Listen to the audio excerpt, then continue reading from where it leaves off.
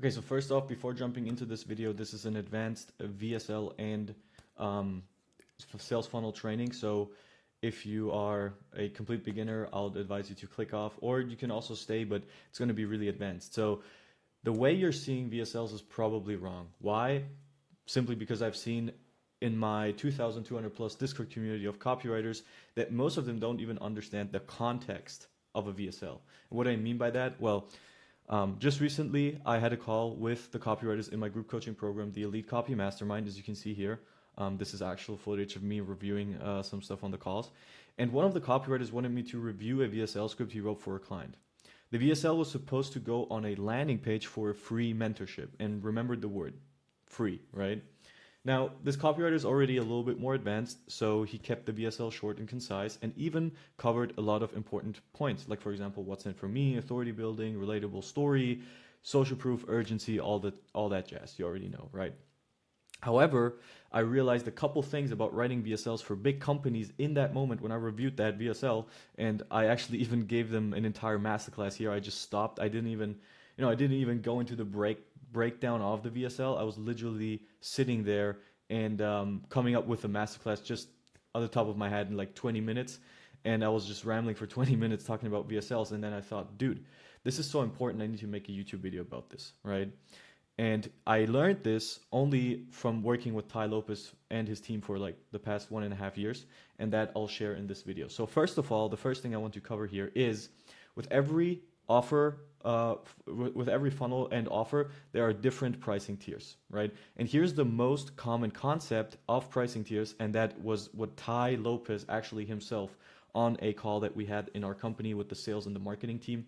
He was actually talking about this exact pricing tier, right? So you have free, obviously $0. That is, for example, like a lead magnet or like a free course or like a PDF or whatever, right? You all know that. Then you have the low ticket products. Those are just to get someone over the edge of, just pulling out the credit card and buying something super cheap. This is probably should be most of the time the first product that someone buys in your company or in your business, and it should be super low, like $1 to $100 is the range here. And it can be also just something super short. It could be an ebook for like $20. It could be a mini course for like $50. Doesn't matter, right? This is a low ticket. Then you have the mid ticket here, which is $100 to $1,000. The mid ticket is something where if a lead is a little bit more warmed up, you sell it to them, and then it's like, it could be a longer course, like for example, an entire big program with different modules about, let's say the Upwork Domination Starter Kit for me, right? Showing you how to get clients on Upwork or whatever.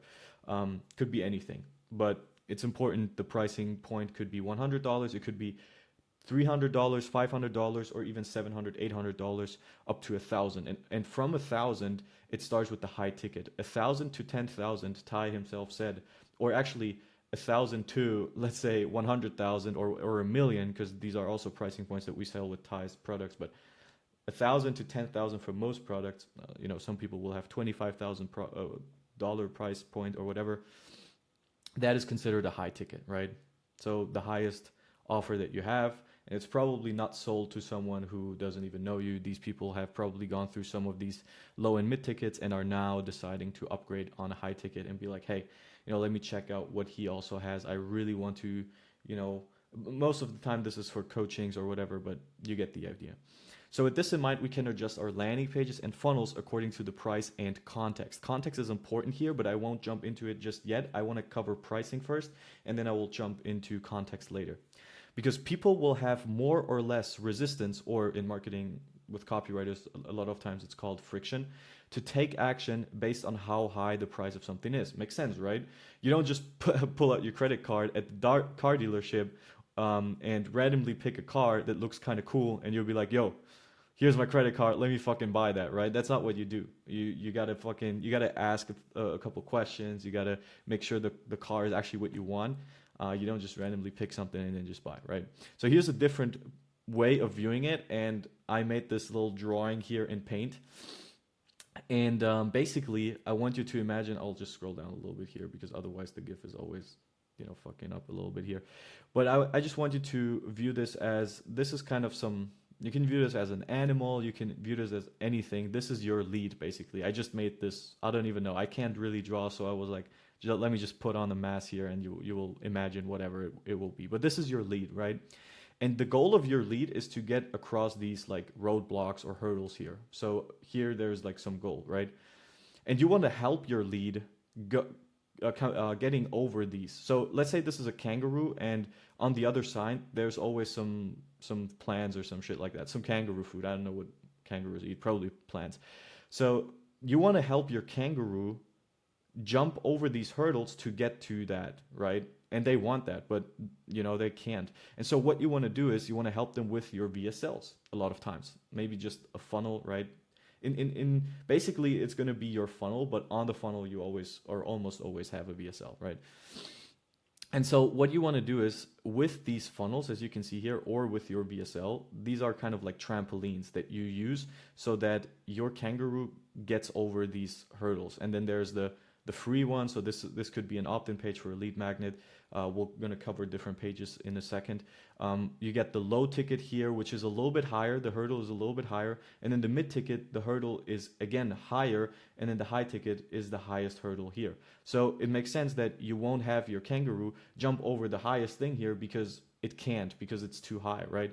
You want to get it used to this kind of jumps, and you don't want to you don't want to just throw it in there. You will be having it jump over the free one so that it's easier for them to convince them. And what I mean with these trampolines is basically your VSL and your ability as a copywriter and as a marketer to sell a product, right? Or a service or whatever that is.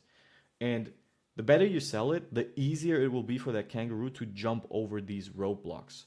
And the worse your VSL is, the more your kangaroo is going to just, jump into this roadblock halfway through it and won't get over it, and you won't make the conversion. I think this makes a lot of sense. And so I'll jump into the next one, which is basically different types of pages. So with the prices in mind, it's important to know what types of funnels there are, so you can use the correct funnels for your price points. And I'm sure a lot of you guys know this, but I just want to freshen up your mind because I still have a lot of more advanced copywriters who still don't know the differences of these different funnels and what to use there. So number one could be a lead gen opt-in page, which is most of the time something that is free, right? And this is a normal landing page with a lead magnet, right? It's like an ebook, as we already said, maybe a free training, maybe a free course or whatever. And usually there's no VSL. It's a very short, most of the time it's only headline plus subheadline, as you can see, and then an opt-in form. And sometimes you will have a benefit stack of like 3 bullet points of why people should opt in for this, right? Sometimes. Doesn't need to, but a lot of times you will see that. So this is an opt-in page that I wrote for one of my clients. And as you can see, headline, subheadline, opt-in form. We even have a thumbnail here, which makes it a little bit cooler, but there's no VSL, not a big deal, right? Then we have the long form, straight to checkout, we like to call it, sales pages, which are most of the time used for low and mid ticket stuff. So think about any type of online course, online training that you're selling. This is an event, but still it's somewhat mid tickets. Most of the prices are $300, $500 to $1,000. And so it's also straight to checkout, right? This is something where we automate the sales process because we can't have our closers just jump on a bunch of calls here and sell like $300 products. We can sell them on a page, but then we can't just have a headline and a subheadline there and then just have people buy it. That's not how it works, right? They need more info about it. We need to handle some of the objections. We need to build some authority and social proof. So that's why we have headline, subheadline, a VSL, which is very important. And then more infos and more copy, right? Here's infos on the tickets, and here's just more copy. And the page goes on, but I just cut it in here to just not make it too long. But you get the idea, right? There's different sections, and basically this is a regular sales page you all have seen before, and you're selling a product where you tackle every need, objection, doubt, desire, etc. in the VSL, right? That's important. You cover that in the VSL, which you then turn into one large page with different sections. And you're essentially replicating the VSL into an entire page, right? So that some people can watch the VSL and be sold on the product through the VSL, and others can just go through the page and be sold through reading through the page. And then number 3, there's book a call pages, right? And you usually use that for high ticket programs. This is where you sell your high ticket stuff. As already discussed, you don't want to sell such expensive things through an automated page. You want a sales closer to hop on a call with the lead to close them. And so that's why the goal of this page is solely to have your leads book calls with you or your sales team here. And so most of the time you will also have more warmed up people on these pages. So people who already bought some of your products or who already know, like, and trust you.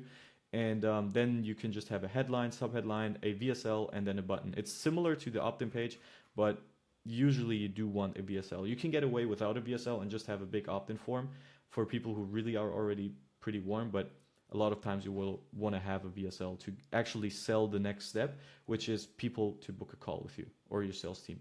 And then number 3, how long your VSL will be and what to include depends on a couple of things. And I hear this question a lot of times. It's like, oh, Kevin, how long does a VSL optimally need to be, or what do I need to include in there? And it depends. It depends on who your avatar is, so who you're targeting with it, what the context of the avatar is, so how much know, like, and trust do they have, how much content have they watched from you, did they buy some of your products before, and then what the pricing is for the things that you sell in your VSL, right? Is it a lower price?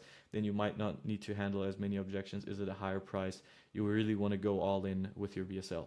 Now, since you won't have a sales call with every person that lands on your page, you want to see the VSL, and this is really, really important. This is one big lesson that you can take away from this and implement as a copywriter, which a lot of the copywriters in the group coaching program have found really helpful, is you want to see the VSL as a monologue sales call. This is important. That means you imagine being on a sales call with your avatar and tackling all their pain points, wants, objections, etc., but in one big video the lead can watch. And the goal is for your avatar to not have any objections after watching the VSL and be ready to take action. So, as already discussed, with a high ticket product, you would not sell them on a page, but you want to have a more like back and forth with the lead, because every lead that books a call with you will have different needs, will have different, they will be similar, but they will be a little bit different, right? They will be having a little bit different pain points, a little bit different objections. Some of them will have a price objections, other will have different objections, maybe it's time, experience, whatever. And so on the call, you can handle those. But on a straight to checkout page, you can't have a call with them. So the objection handling and the job of that the sales closer would usually have is going to take place in the VSL, and the VSL will serve as that. And so that is the overall concept. I want you to keep this in mind. A VSL is kind of like a sales closer that is kind of in a monologue video. And this is the type of stuff I share with the copywriters in the Elite Copy Mastermind on 2 weekly group coaching calls.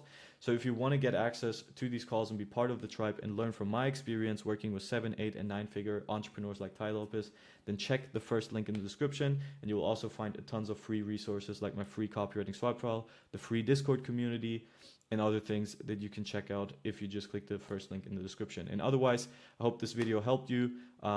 Subscribe to my YouTube channel and like this video to not miss any more of these, and I'll see you in the next one.